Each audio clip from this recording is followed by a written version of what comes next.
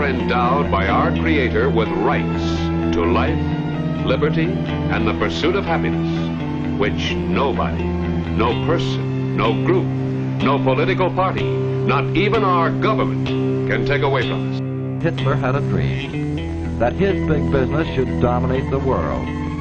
He called his dream the New Order. We've already amended the Constitution dozens of times. Let's throw it away for a master plan run by a master state. Morgan is the largest group. Then there is the strong Kuhn-Loeb group, the Mellon interests, which have Westinghouse, DuPont with General Motors, and then there is Rockefeller, and 3 other groups, making up a grand total of some $82 billion assets in 1945. 8 groups control the American economy, not only because of their concentration of wealth, but through their strategic ownership of basic industries. In spite of war, these companies operate internationally through subsidiaries, stock participation, and cartel agreements with various other companies. Have you ever heard of the Bilderberg Group? No, never. Have you ever heard of the Bilderberg Group? Nope. No, I haven't. No, I haven't heard of that.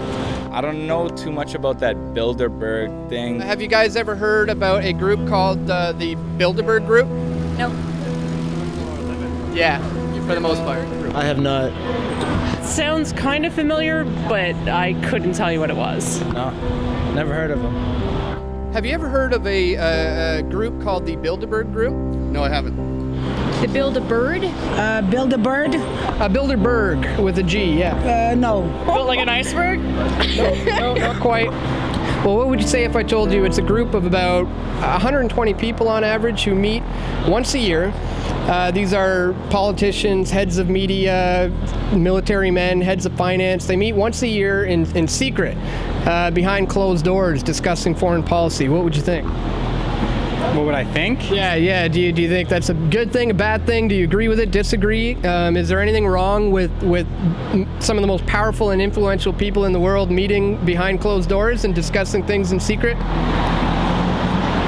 Not really, no. It's a smart thing to get as many brains in a room as you can to discuss things, and if you're going to have open and honest dialogue, sometimes that information should be kept within the room. If they're going to make good and careful decisions on political initiatives, they need to be able to meet with the brightest minds in the country, and I don't think necessarily that we need to be inside that meeting. I just tend not to recognize their power and just to pretend they don't exist, because for all intents and purposes they don't in my world. No matter how much harm they do or how much good they think they do, I really couldn't care less.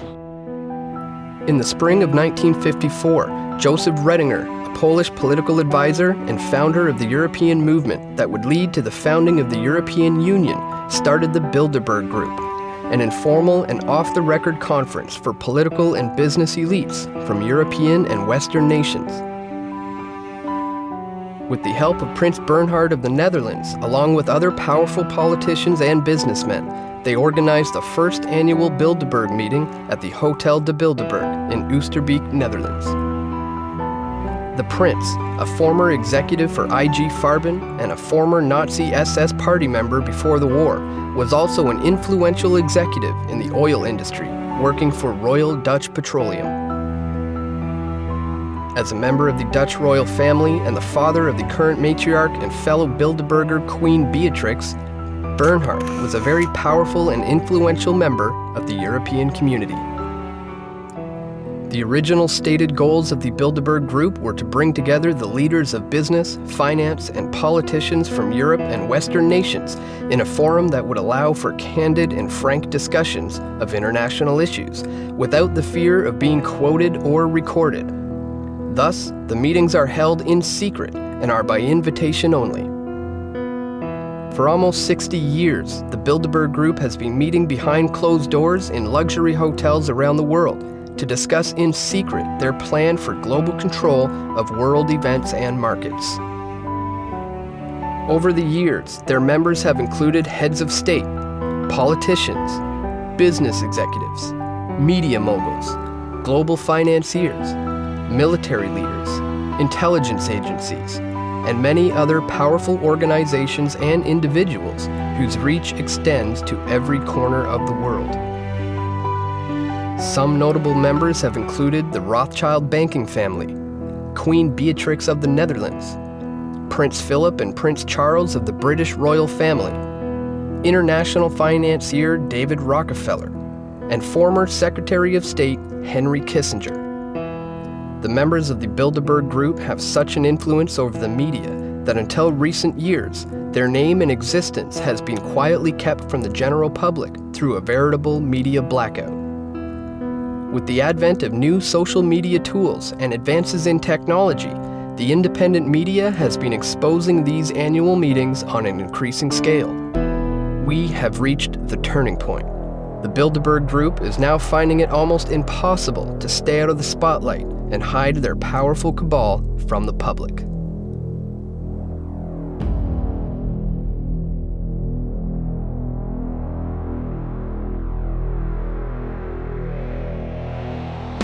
In the 21st century, we still have monarchies who have influence and wealth, then how come bills can't get signed without the Queen of England's approval? How come the Canadian Parliament can be suspended by the Queen of England if she wishes? If she has no power, why does the final decision-making process rest with her?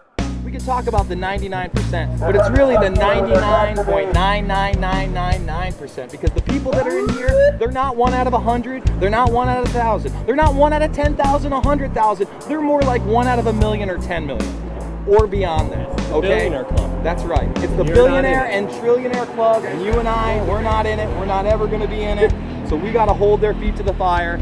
We've got to expose what's going on here. We've got to find out who the 2012 attendees are, and we've got to keep our eyes on the headlines in the next coming weeks, months, and even years to see what these associations have done geopolitically, because they'll be in the headlines. When you have someone like Davignon claiming, and not really claiming because he's on the inside, he would know better than you and I, that the Bilderberg Group was instrumental in creating the European Union and the Euro. I would say that's a pretty big deal. And whether that's evil or not, that's a geopolitical move. And that decision was made by this group. What you need to do is look up who are the companies they work for, who else have they worked for, what are their agendas, what are they in the news doing. That will tell you so much about the reach of Bilderberg, about why they invite these people, and about how they put the world together. In the case of Europe, you heard that, quote, Goldman Sachs rules the world, where you've got Peter Sutherland, head of Goldman Sachs International Board of Directors out of Ireland. He's telling them to accept the austerity and the other financial plans.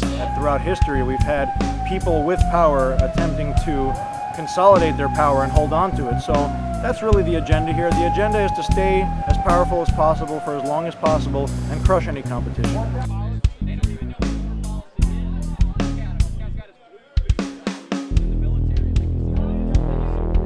Warning, criminal globalist ahead. FBI!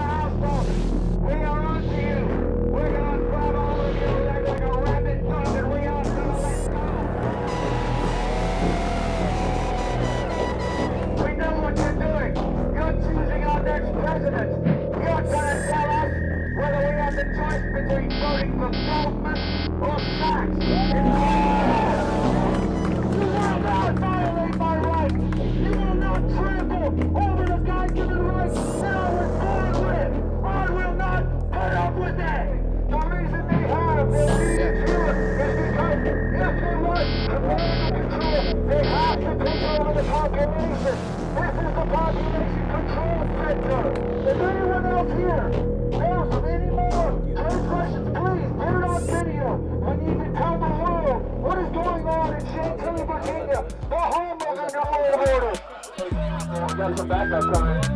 Slow down, officer. Slow down. Let's see your ID. Let's see your ID, liquor. And when the cream trail, when the dollar crashes, when the deployment list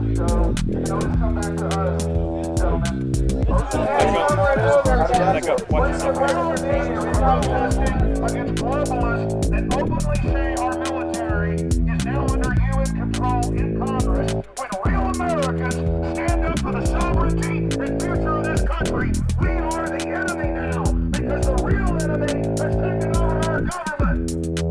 This is Congress House. What is going on inside this building?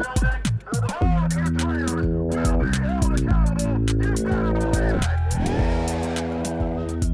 In recent years, the lack of coverage from the mainstream media on the Bilderberg Group has been a problem as far as raising awareness about these conferences.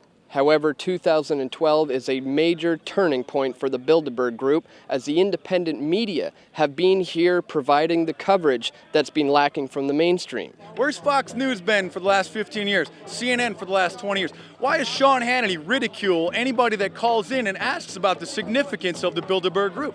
Obviously, they're on the payroll. When people say that, quote, they control the media, they're talking about the secret establishment. I'm just here to cover the Bilderberg conference and try to do what the mainstream media is lacking.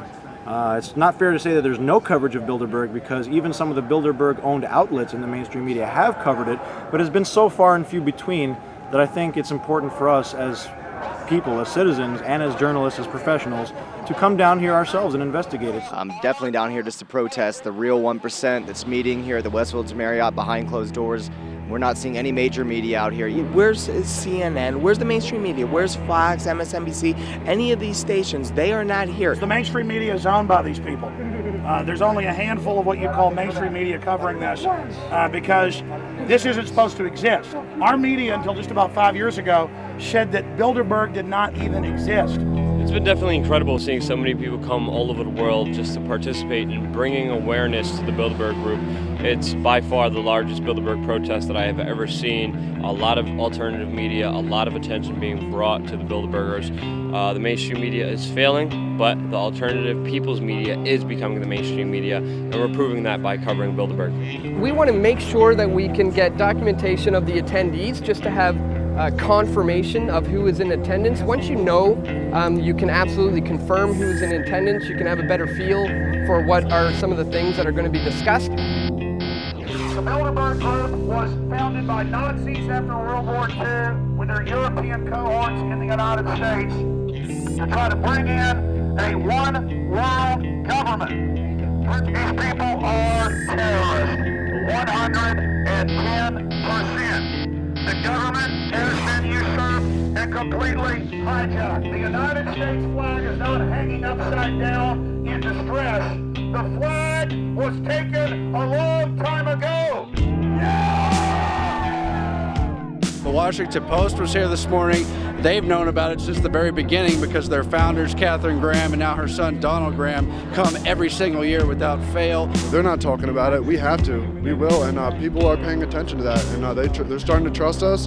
And every day we're getting bigger and bigger. The media moguls here that do participate at the Bilderberg meeting are failing. They're not successful at all in any way, shape, or form. Their businesses, their whole enterprises are failing. And what you see is people rising up.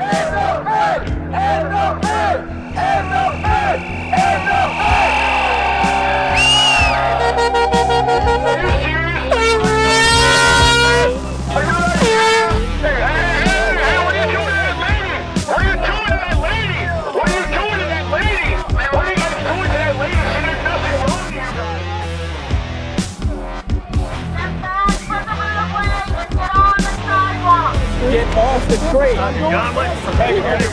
What the fuck? Hey, wait! What are you guys doing?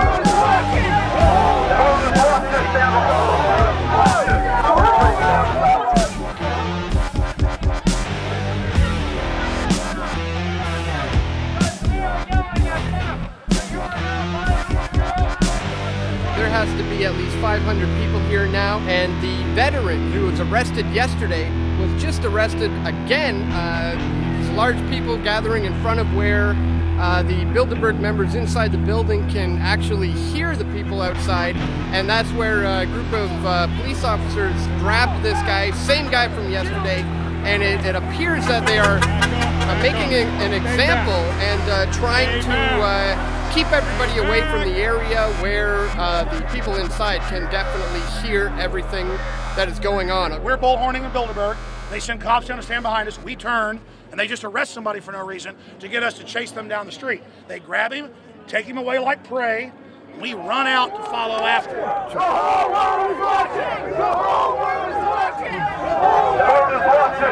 This group is meeting with government officials. It violates federal law, the Logan Act. And for decades, they said it didn't even exist. This is the real oligarchs that run our government, run Europe, run most of the world through the big central banks and the fraud that they engage in. These are the real tyrants. So we're identifying them, not the puppet presidents and prime ministers. We're going directly to the financial oligarch, the robber barons.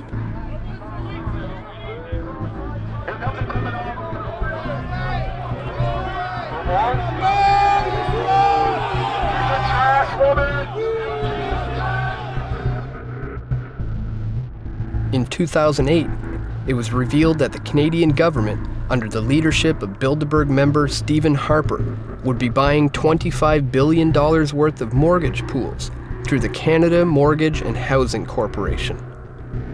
Shortly after the election in October of 2008, the re-elected Harper Conservatives unilaterally announced the government will purchase up to an additional $50 billion of insured mortgage pools by the end of the fiscal year as a part of its ongoing efforts to maintain the availability of longer-term credit in Canada.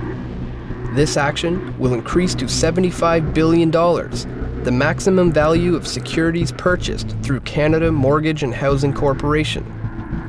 There was no debate in the Canadian Parliament over whether to hand out $75 billion in taxpayer money to the private chartered banks, nor was it covered by the Bilderberg-controlled mainstream media. The control of the Bilderberg Group extends not only to the media and the control of information, but also to the Canadian banking system itself and our ability to control our own currency. In 1938, Prime Minister William Lyon Mackenzie King nationalized the Bank of Canada, giving control of the Canadian currency to the people of Canada.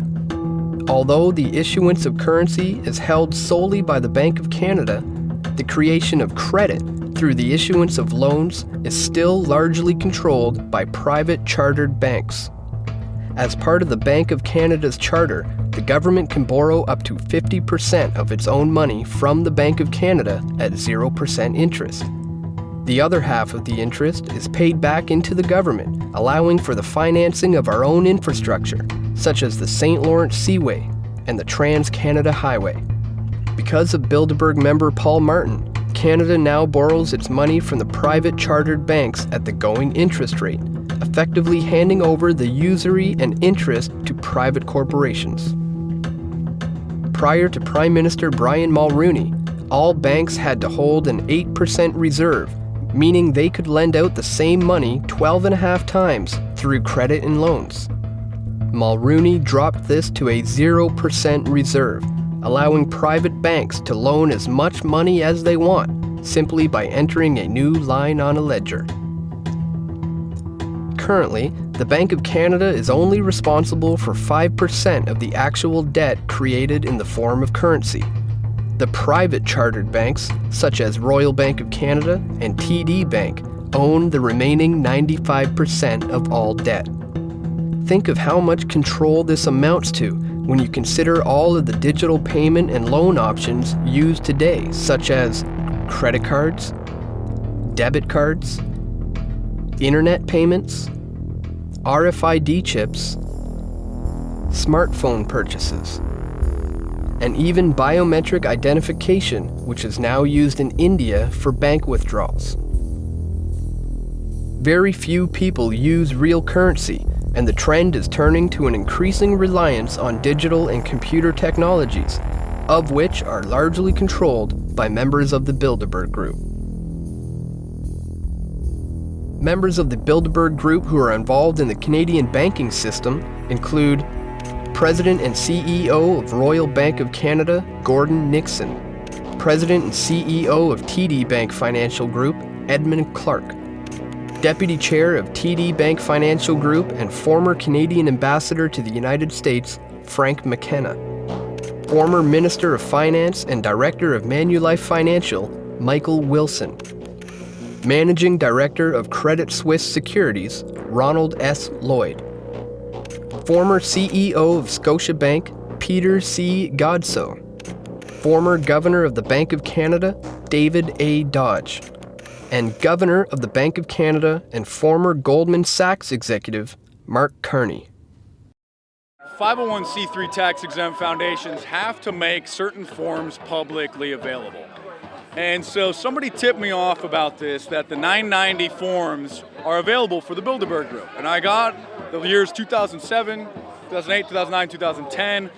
Well, first of all, they're operating under the 501c3 tax-exempt name American Friends of Bilderberg.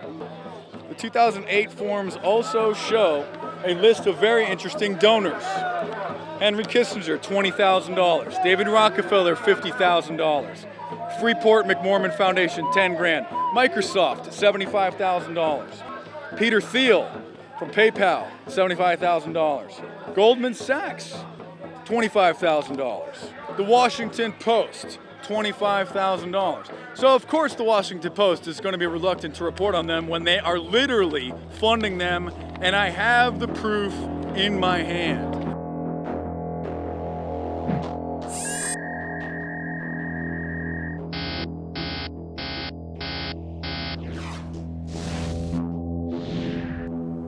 Other large donors of the Bilderberg Group include $25,000 from Lazard, a large investment bank which is based in New York's Rockefeller Center. Lazard is one of the key players in the Bilderberg finances, attending dozens of meetings over the years.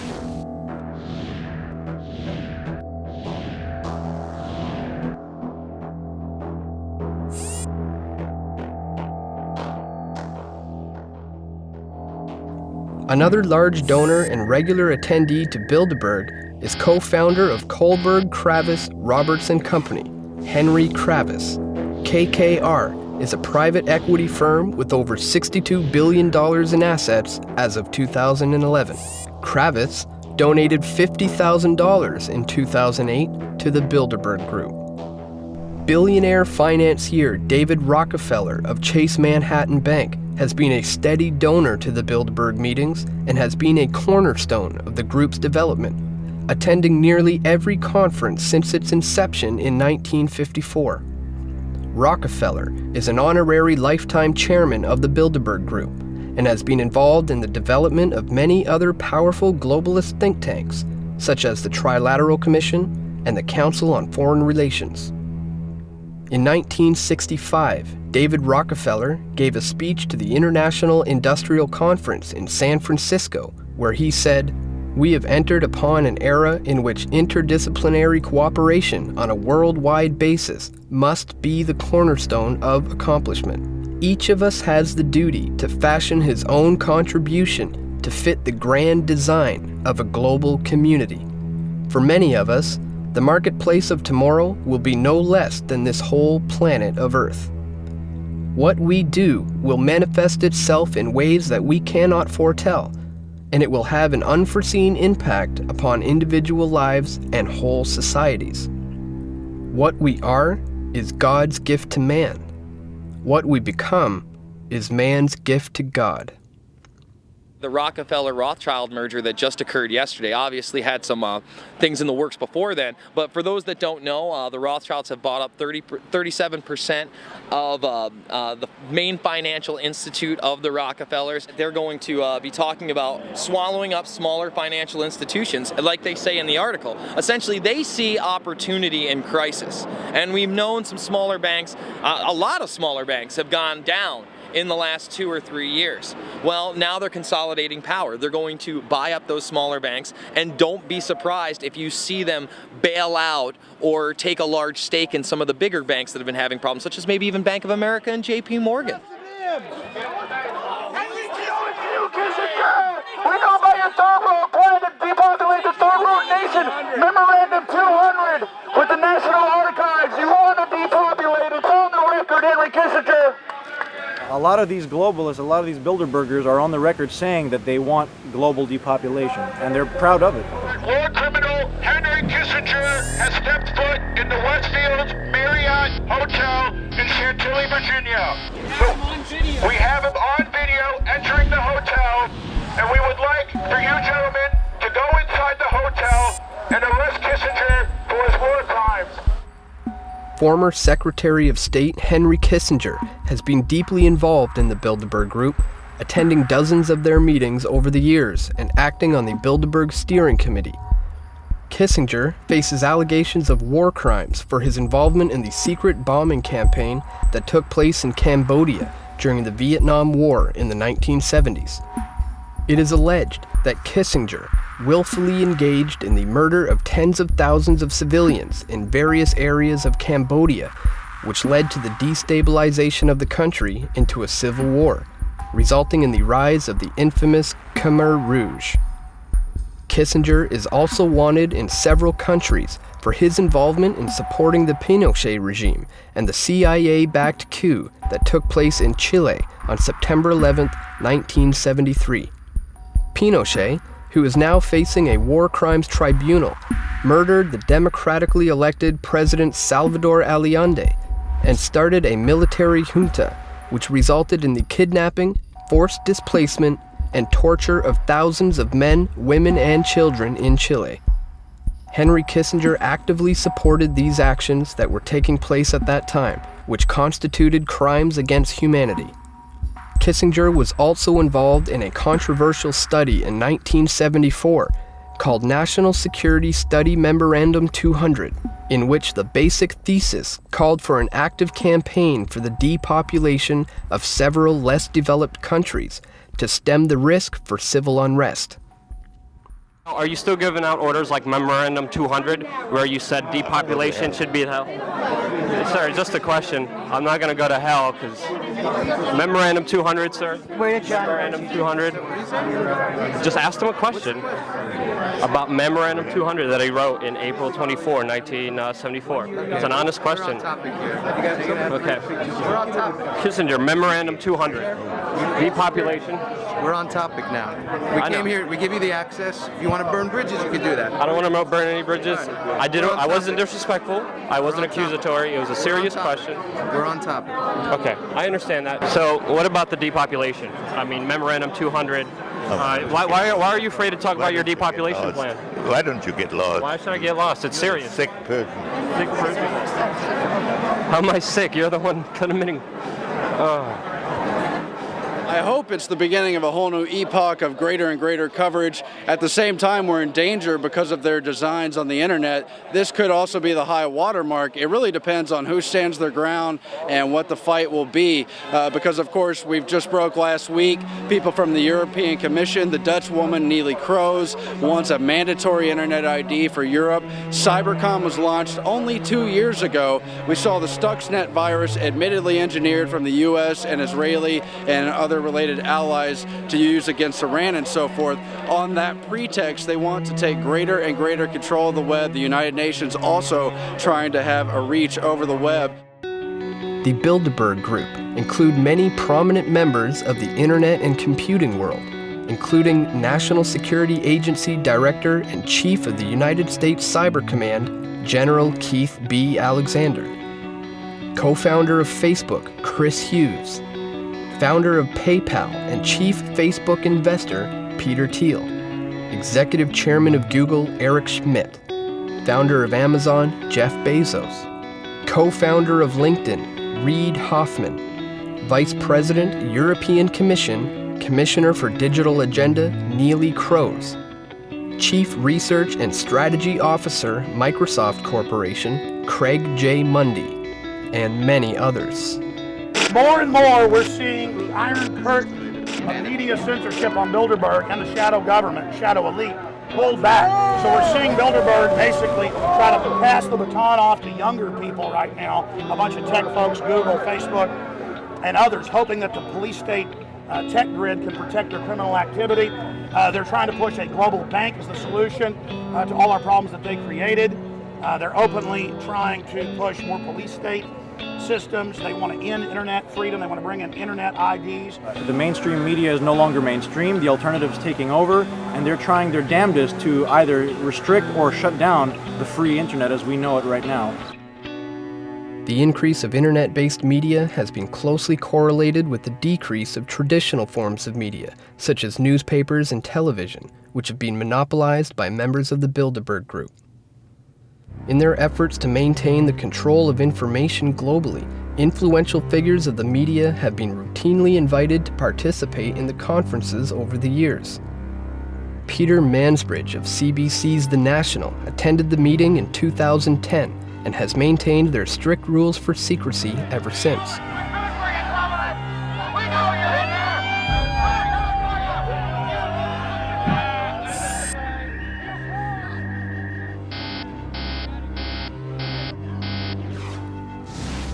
Fellow Canadian Heather Reisman is the CEO of Indigo Books, the largest book supplier in Canada, and she is a member of the Bilderberg Steering Committee.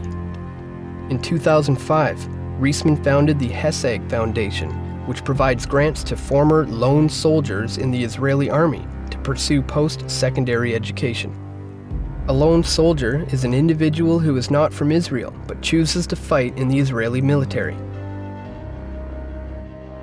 Other media moguls and organizations that have attended the Bilderberg meetings over the years have included Rupert Murdoch of News Corporation, Andrew Knight of News Corporation and The Economist, Ted Turner of Time Warner and CNN, Charlie Rose, Donald Graham of The Washington Post,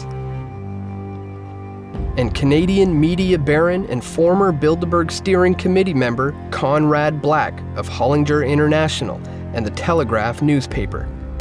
While all of these powerful media organizations have been present at Bilderberg meetings over the years, there has remained a media blackout all across the board regarding coverage of this group.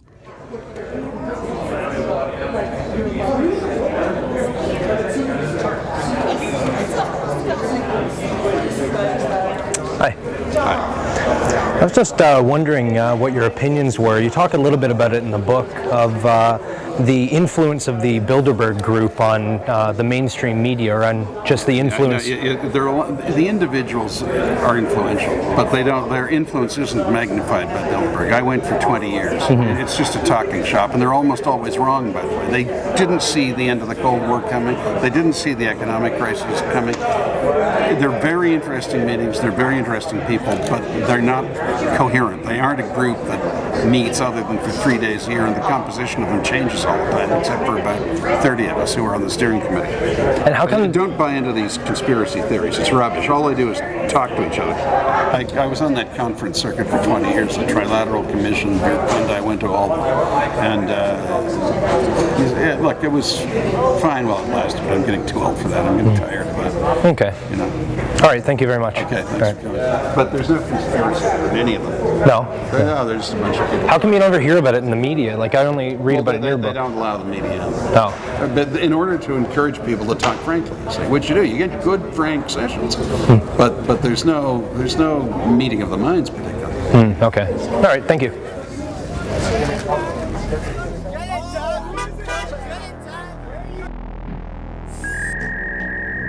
Fellow Hollinger International Board of Directors member Marie-Josée Kravis has made significant inroads since being invited to Bilderberg by Conrad Black in 1989. Marie-Josée is the wife of Bilderberg member Henry Kravis and has been a member of the Bilderberg Steering Committee for over 22 years.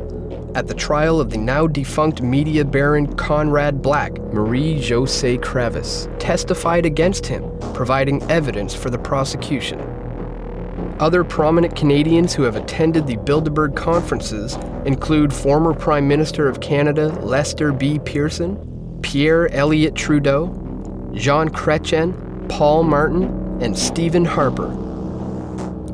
Many other influential Canadian politicians and business leaders have also attended the secret meetings, including former NDP leader Bob Rae, former Liberal Party leaders Stéphane Dion and Michael Ignatieff, former Premier of Ontario Mike Harris, former Premier of New Brunswick Bernard Lord, former Premier of British Columbia Gordon Campbell, the Premier of Alberta, Alison Redford, the Chief of Staff for Prime Minister Stephen Harper, Nigel S. Wright, and Power Corporation of Canada CEO Paul Desmarais Sr. In fact, nearly every Canadian Prime Minister back to Pierre Elliott Trudeau has worked for Power Corp. I attended one Bilderberg meeting. I'm not sure they ever invited me back, but just to make sure, I've also gone to a Maple Leaf hockey game. That doesn't mean I'm a Maple Leaf fan. I believe that there is an opportunity now, with the G20 having been called, for the first time, for us to put together a global steering committee of all of the great powers of the world. If I was asked what is the single most important thing that can be done to get us out of this mess, it is going to be to recognize now that we are one common humanity, divided perhaps into economic entities called countries. The time has come for us to work together. In 1996, you were at a Bilderberg meeting, and also there was Jean Chrétien and Paul Martin. I don't know if I was at that meeting. I've only been to a few of them, but Bilderberg and Trelawney are not really think tanks. They simply individuals who get together who are from business, the political world, the media, others, and discuss ideas, and they influence each other through that. Shortly after Dan and Steve got back from the Bilderberg meeting in Chantilly, I decided to file some Access to Information Act requests for information on both Alison Redford, the Premier of Alberta, and for Nigel S. Wright, who is the Chief of Staff for Prime Minister Stephen Harper. I received 2 notices. One was for Nigel S. Wright, and it actually revealed very little. They just said that they didn't have any record of him having attended the Bilderberg meeting in Chantilly, even though he was on the official attendees list. In 2011, the Harper government decided to amend the Access to Information Act and privacy request forms, making it so that anybody that was on the Prime Minister's cabinet was exempt from releasing any personal information. In the case of Alison Redford, the Premier of Alberta, I did receive actually quite a big disclosure from their Executive Council office in Alberta. 31 pages were disclosed to me just the other day. All sorts of different pages have notices to destroy these emails, do not release this information to the public, do not release any information about your travel itinerary prior to attending the meeting. But a lot of the stuff is redacted. A lot of this information is redacted out. That's cited under different sections of the Privacy Protection Act, which goes hand in hand with the Access to Information Act request. So any other information that was in there about other people has been redacted out. There's also a page in here that describes the nature of the meetings off the record. Fruitful discussions are enhanced by an atmosphere of mutual trust in which participants can express themselves freely. All discussions are therefore private and off the record. The press is excluded from the meetings. A list of participants will be released to the press on the eve of the conference. There's nothing to hide. If you're doing good things, you don't have anything to hide. There's only something to hide if you don't want people hearing what you're saying. That's the only reason to say it off the record, is that you wouldn't want to be quoted on something that could be damaging to your career. The very word secrecy is repugnant in a free and open society. And we are, as a people, inherently and historically opposed to secret societies, to secret oaths, and to secret proceedings. We decided long ago that the dangers of excessive and unwarranted concealment of pertinent facts far outweighed the dangers which are cited to justify it. And there is very grave danger that an announced need for increased security will be seized upon by those anxious to expand its meaning to the very limits of official censorship and concealment. How do you feel about secrecy in government? Scary thing. I mean, it's secret, so I don't really know much about it.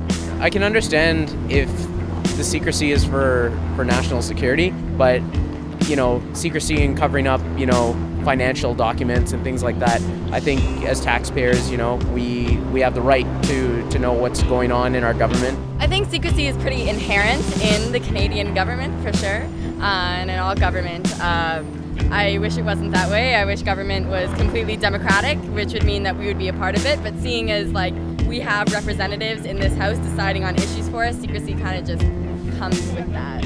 I honestly don't think it's a good idea for anybody to be secret.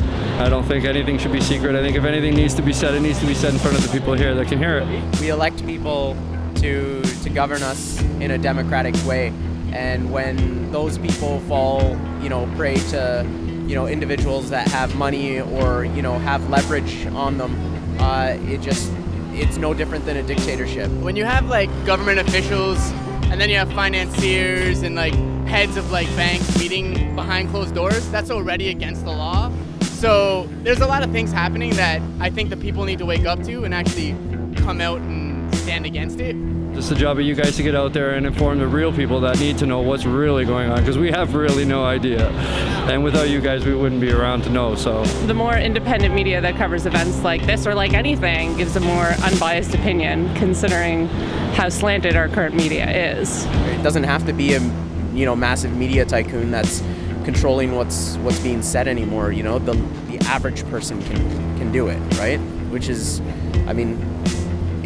that's an amazing feat. We didn't have that 50 years ago. We didn't have that at all. It's time to get it out there. We should at least know. Technology is a double-edged sword, and with the use of social media and live streaming, the independent media is now shining a bright light on the shadows of the Bilderberg Group. Almost everybody here has a camera. They're all doing live streaming. They're all, interviewing people. There is just everywhere from, really big names with big websites to just people doing their own little thing. And it's crazy. Everybody has a camera this year. We live in the time of intelligence, of technology, of instant information. And more these people are realizing that, and they're going to realize that today with the hundreds of people that are surrounding the Marriott Hotel where Bilderberg 2012 is being held. What do you think about, the independent media's these days ability to use social media and live streaming at these kinds of events?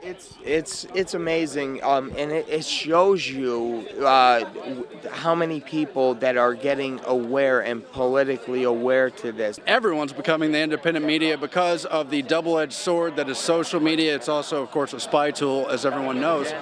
They're worried about us. They're worried about you. They're worried about every person out here with a cell phone that's able to broadcast live or put the video online, where in the decades past it would require an entire news crew and an assignment, tens of thousands of dollars worth of equipment. Now we can do it standing out here with a cell phone. So their technology that they're using to bug us, their Orwellian nightmare, Big Brothers or surveillance systems, we're just turning it against them and showing them that we're watching.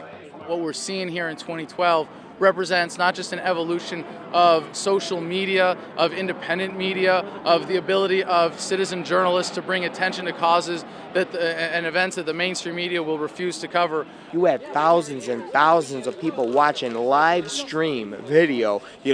They're interested. People are dying for real information, truth. We are able to pretty much broadcast to the world, to thousands of people live, unedited, uncut, as everything's happening, pretty much just through a cell phone. We're living in amazing times. The technology is advancing. It's like more than it's a protest, it's almost an independent media summit. There are at least 20 cameras here, live streaming, not all like with some central hub. No, 20 independent media outlets, 20 individuals doing separate live streams. We are making a difference. We are forcing the mainstream media to cover these events, and they are coming, kicking and screaming, but they are coming. If you had an opportunity to maybe say a short little message to the people in that room, the people sitting around that table, what might you say to them? That's a hard question. Tough one, I know, it's a tough one. I don't mean to put you on the spot. It is. Second. But if I could say anything to the Bilderbergers is, when you do things in darkness, they will come to the light, and they are. We're here just to shine that light. I don't hate you. I'm not going to spend my energy just to negatively go after you, but I will expose you, and I will talk to you, and I will communicate with you with words to try to make you and the world understand that there's a lot more going on than we actually know, and we deserve to know what's happening. We're human beings. We're just as equal as you, and we're all in this world together. Ladies and gentlemen of the free world, we came out here for one reason and one reason only.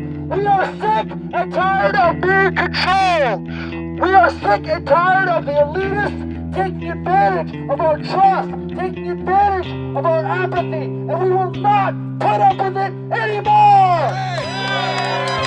My message to the globalist is the sleeping giant that is humanity is awakening. It's 1776 against their 1984 worldwide. Their system of 1984 against the spirit of liberty. And they will be defeated. And they know it, and they're starting to run scared, and they should be, because information is power. And the truth is setting us free. We know who you are, and we're taking our fate back.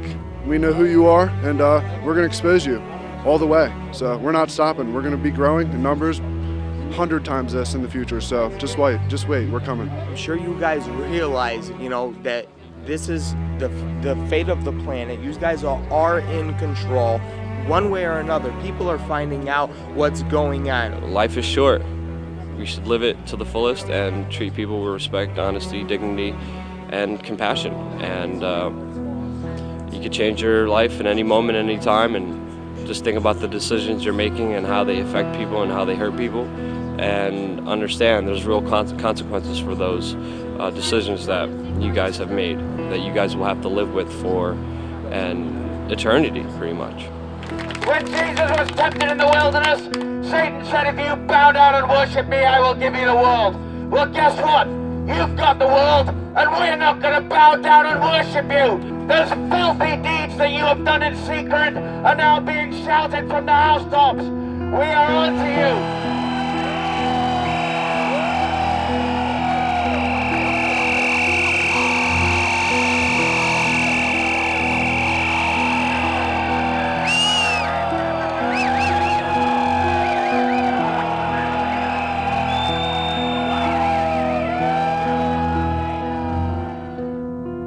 The reach of the Bilderberg Group extends to every level of the policy apparatus in both the private and public sectors.